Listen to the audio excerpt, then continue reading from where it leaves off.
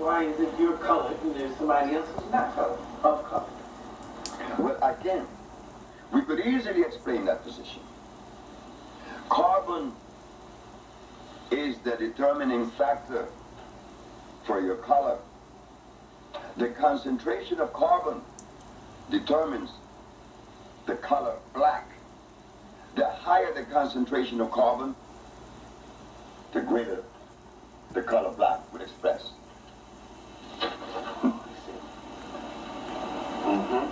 It is carbon, nothing else. Excellent. Yes, sir. Dr. Sebi, explain to the people watching this tape the word electricity, and how it pertains to its necessity boundaries within the body structure. Now you see, now that was the best question that could have been asked. Why? Because if something is of usefulness in my structure, in my biological structure, it must necessarily be electrical. And the only substance that is electrical, that are electrical, are those substances that come from the forest we call the jungle. Because the molecular structure is complete, it's not broken. If something is made by Mother Nature, one could easily use the common sense and see where this stuff is natural, is complete. But if something is made in the laboratory, well, naturally, common sense again shows us it could not be of usefulness. Each mineral on the planet, iron has 12,000 electrons per atom, calcium has 9,000, opium has a specific amount, and so it goes through the whole ramification of life. 142 minerals expresses themselves in a different way because that is necessary to maintain continuity, to maintain that individuality of each plant.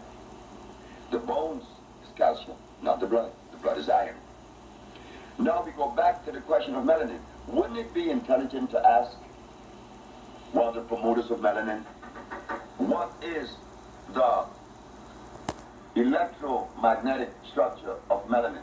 What is the amount of electrons per atom that represent this thing we call melanin? Why do we ask the question? Because it is necessary. We want to know, is this thing electrical? Yes. Well, if it is electrical, it has to have a definite amount of electrons per atom representing that particular thing. Okay, let me ask you on that same subject. Let's say the generator that gives us electricity here in this city was cut off, and we wanted to get more electricity. What would we do? Would we stick one in the ground, or how would we work? Stick one in the ground? A wire. No. What produces electricity? Electrons. No way. I was an electrician. I am an engineer. I work in what you call steam generating plants. I have a degree, I have a license in what is known as thermodynamics. We are dealing with physics now. The only thing that produces electricity, is the friction of copper and carbon. That could be seen in your automobile. Take out your generator and see what it has inside. It has a copper wheel and some carbon brushes that touches against it when it turns. Here's an example. This is the copper wheel in the generating plant that produced the electricity in this room. It is spinning at only 90 revolutions per minute. But against this copper wheel, there are carbon brushes. And this is what you see. The spinning of the copper wheel against the carbon brush creates a friction. That friction is called resonance. Resonance is electricity, not electrons. Resonance. The resonance produces the electrons, not before. So now, if electricity is produced by copper and carbon, the friction of copper and carbon, then where do we go in the human body and find the organ that produces electricity? The brain. We find that it's the brain. The brain is the center of motor. The nervous system is the conduit that carries the electricity to various points of the body to cause motion. Now, should we ask, what is the composition of the brain? No. It is made up of what?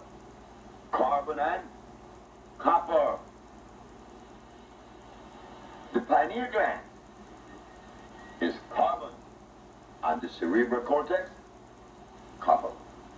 We not only find that in a human being, we find that in the eel in Brazil that produces electricity to kill his prey. And when you open the eel, all you find is copper and carbon. No melanin. Well, does everybody have a pineal gland? I was told the other day that everybody doesn't have one. Is that true or not? If you had no pineal gland, you would not be alive. You would be no motion. It's impossible. Every race has pineal glands. Not every race has thymus glands. Oh, that's different. Oh, yeah, well, tell us about those. The thymus glands. The thymus gland regulates sex. It also maintains energy.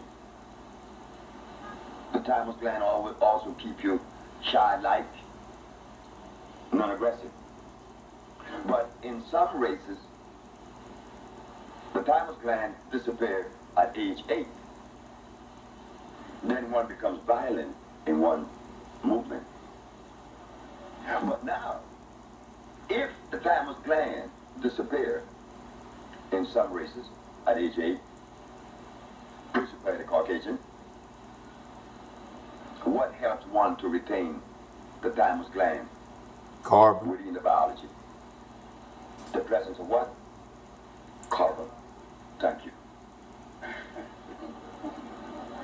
He has a question. Right. So, Dr. Sebi, what you're saying is that due to the way a lot of medical people study medicine in this country and around the world, they don't understand the difference between, say, electricity and something that's electric.